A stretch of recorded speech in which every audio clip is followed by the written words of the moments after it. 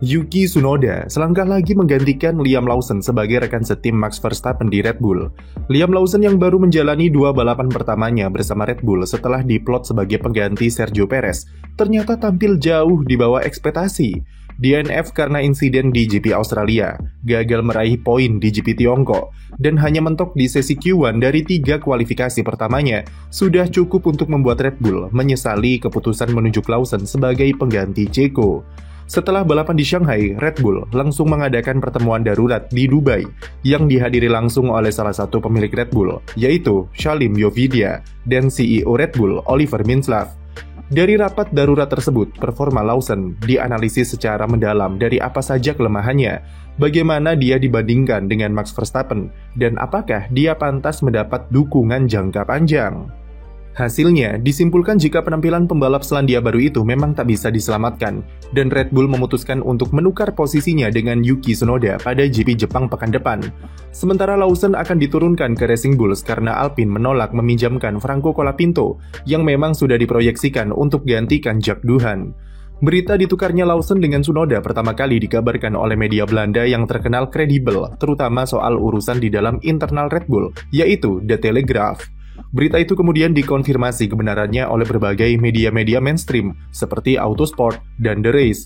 Jadi bisa dibilang kalau ditukarnya Lawson dengan Tsunoda tinggal menunggu pengumuman saja, yang rencananya akan dilakukan Red Bull akhir pekan ini. Honda kabarnya juga ikut berperan dalam mendorong Red Bull promosikan Tsunoda di GP Jepang, yang bertepatan dengan balapan kandang keduanya. Jika benar Lawson diganti dengan Tsunoda, artinya Red Bull secara tersirat mengakui kalau mereka sudah membuat keputusan yang salah dengan tidak memilih pembalap Jepang itu sedari awal. Pemilihan Lawson memang sudah menimbulkan banyak kontra karena sangat bermuatan politis, dan publik menilai Tsunoda jauh lebih pantas baik dari segi performa serta pengalaman. Tsunoda yang menunjukkan perkembangan signifikan dalam 3 tahun terakhir lagi-lagi dicampakkan hanya karena dia adalah titipan dari Honda. Honda yang akan meninggalkan Red Bull untuk beralih ke Aston Martin di 2026 nanti merupakan salah satu alasan kenapa Tsunoda tidak dipilih karena dianggap tidak sustainable untuk jangka panjang. Tapi Tsunoda terus-menerus membuktikan jika dialah pembalap yang lebih layak untuk menempati kursi kedua Red Bull. Keputusan menempatkan Liam Lawson tidak bekerja sesuai harapan, dan sepanjang GP Tiongkok kemarin, Red Bull mendapatkan tekanan yang sangat besar, yang merupakan tamparan realita kalau mereka lagi-lagi membuat pilihan yang salah. Seperti yang kami mention di video sebelumnya, jika melihat kondisi yang ada saat ini, maka opsinya tinggal 2, yaitu segera ganti Lawson dengan Tsunoda, atau jika masih percaya maka berikan waktu kepada Lawson sampai akhir musim untuk buktikan diri. Red Bull memilih opsi pertama yang meskipun merupakan keputusan kejam karena langsung mengganti Lawson yang baru jalani 2 balapan. Tapi ini adalah langkah yang semestinya dibuat Red Bull semenjak akhir musim lalu, yaitu memberikan Max Verstappen rekan setim yang lebih pantas berdasarkan meritokrasi, bukan karena pertimbangan politis. Jika melihat dari sisi moral dan manajemen internal, opsi kedua merupakan pilihan yang bijak. Karena pada faktanya masalah Lawson bukan cuma sekedar adaptasi atau skill saja, tapi lebih kepada mobil RB21 yang bapuk. Kalau Red Bull memang belajar dari apa yang dialami oleh Pierre Gasly dan Alex Albon dulu, mereka seharusnya memberikan waktu yang lebih kepada Lawson dan alihkan fokus untuk perbaiki mobil. Tapi mereka tidak melakukan itu, dan memilih tambal sulap pembalap dengan menukarnya dengan Tsunoda, yang artinya Red Bull mengulang lagi siklus kutukan kursi kedua di tim. Kami sudah katakan sejak tahun lalu, jika permasalahan pemilihan Lawson bukan cuma di seputar pembalap, tapi lebih di aspek manajemen Red Bull yang terkenal tidak sabaran dan lingkungan yang toksik. Red Bull seharusnya sudah paham seberapa besar resiko menempatkan pembalap yang baru lakoni 11 balapan untuk langsung ditempatkan sebagai rekan setim Max Verstappen dengan beban yang bukan main beratnya. Bukannya didukung untuk berkembang, Red Bull malah menuntut Lawson untuk segera perform, dan sudah bisa ditebak endingnya seperti apa. Lawson merupakan korban terbaru dari sistem lingkaran setan tersebut yang meski terbukti melahirkan banyak talenta, tapi sungguh amat disayangkan karena harus melalui proses penghancuran reputasi seperti ini. Namun pertukaran cepat dengan Tsunoda juga bisa dipahami karena Red Bull ingin mengkoreksi kesalahannya yang mencapakkan pembalap Jepang itu selama bertahun-tahun. Daripada terlambat berlama-lama, lebih baik koreksi dilakukan dengan cepat dan meminimalisir kerugian performa yang lebih besar meskipun reputasi tim jadi taruhannya. Naiknya Tsunoda ke Red Bull merupakan hal yang sudah ditunggu-tunggu oleh mayoritas penggemar F1. Tapi perlu diingat, Walau publik tidak sabar menantikannya mengemudikan mobil RB21, tidak ada jaminan kalau pembalap 24 tahun itu bisa langsung gacor di Jepang nanti, kalau melihat seperti apa kejamnya kursi kedua Red Bull.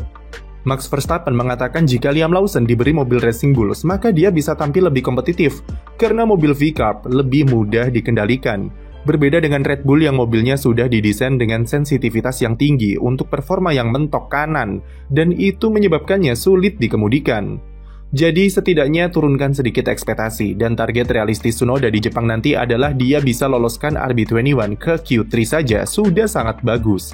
Salah satu aspek yang sangat membedakan antara Liam Lawson dengan Tsunoda ketika dibalik kemudi Red Bull nanti adalah pengalaman. Bisa dibilang kalau kesulitannya Lawson di Australia dan Shanghai kemarin murni karena dia minim pengalaman. Lawson kebingungan ketika menghadapi handling RB21 yang sulit ditebak dan sangat sensitif. Dia tidak tahu harus diapakan mobilnya supaya lebih cocok dengan gaya balapnya, dan dia belum punya preferensi yang tetap karena pengalaman di F1 masih seumur jagung. Ditambah dengan tuntutan dari Red Bull yang tak sabar, membuatnya begitu gerusak-gerusuk, yang makin memperparah performanya di sirkuit. Yuki Tsunoda diharapkan bisa memberikan treatment yang berbeda untuk bisa menjinakkan RB21 dan memaksimalkan potensinya. Tsunoda sekarang memasuki musim kelimanya di F1 dan dia punya pengalaman yang sudah cukup mumpuni untuk bisa mengisi kursi kedua Red Bull. Pendekatan Tsunoda di aspek teknis tentu berbeda karena dia sudah punya preferensi dari apa yang ia inginkan dari mobil dan settingan apa yang bisa ia terapkan. Performanya di skuad Faenza selama ini sudah membuktikan kapabilitas Tsunoda dalam memaksimalkan performa mobil, yang meskipun tidak ada jaminan bisa bekerja di RB21, tapi setidaknya lebih matang daripada Lawson.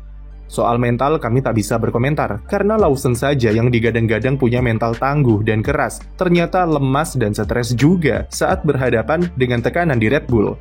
Tapi dengan pengalaman yang ia punya, Tsunoda minimal bisa menangani tekanan itu dengan jauh lebih santai, selama ia bisa perform sesuai ekspektasi. Pertanyaan terbesarnya adalah apa yang akan Red Bull lakukan jika seandainya di Jepang nanti Liam Lawson malah bisa tembus 10 besar, dan gantian Tsunoda yang kesulitan dengan RB21. Pertama, itu membuktikan ucapan Verstappen jika mobil Racing Bulls lebih mudah dikemudikan, dan RB21 memang busuk. Bahkan ada yang mengatakan kalau tanpa Verstappen, Red Bull sekarang adalah tim yang hanya mampu bersaing di papan bawah. Kedua, lagi-lagi Red Bull ditampar kalau gonta-ganti pembalap bukanlah solusi, karena masalah utamanya ada pada mobil itu sendiri. Ketiga, itu menunjukkan betapa kacaunya Red Bull saat ini, dan ketidakmampuan manajemen untuk mengetahui di mana akar masalah utamanya akan makin memperburuk situasi. Max Verstappen kabarnya menyesalkan pertukaran Liam Lawson yang ia anggap terlalu cepat. Ia kecewa dan bingung dengan keputusan tim karena letak masalah di Red Bull adalah pada mobilnya, dan malah menimbulkan huru-hara di dalam internal. Internal Red Bull cukup chaos saat ini, dengan banyaknya keraguan dan kebingungan dengan arah kebijakan yang mereka buat. Skenario terburuk adalah masa depan Verstappen semakin tidak pasti dan dia bisa pergi sebelum masa kontraknya habis, di mana Helmut Marko sudah mengkonfirmasi jika ada klausul performa bagi sang pembalap 4 kali juara dunia itu. Apalagi 2026 nanti semua semakin tidak pasti dengan proyek mesin RBPT Ford yang masih tanda tanya besar perkembangannya. Langkah pertama yang dilakukan Horner untuk selamatkan Red Bull adalah mereka bersama Ferrari dan Mercedes akan berusaha mempertahankan regulasi saat ini sampai 2027 dan memuluskan kembalinya mesin V10 pada 2028. Tapi itu topik bahasan yang bisa kami jelaskan di video lain waktu. Jadi, apakah Tsunoda bisa memutus rantai kutukan kursi kedua di Red Bull? Tulis pendapat kamu di komentar. Dan jangan lupa beri like dan subscribe untuk konten F1 lainnya.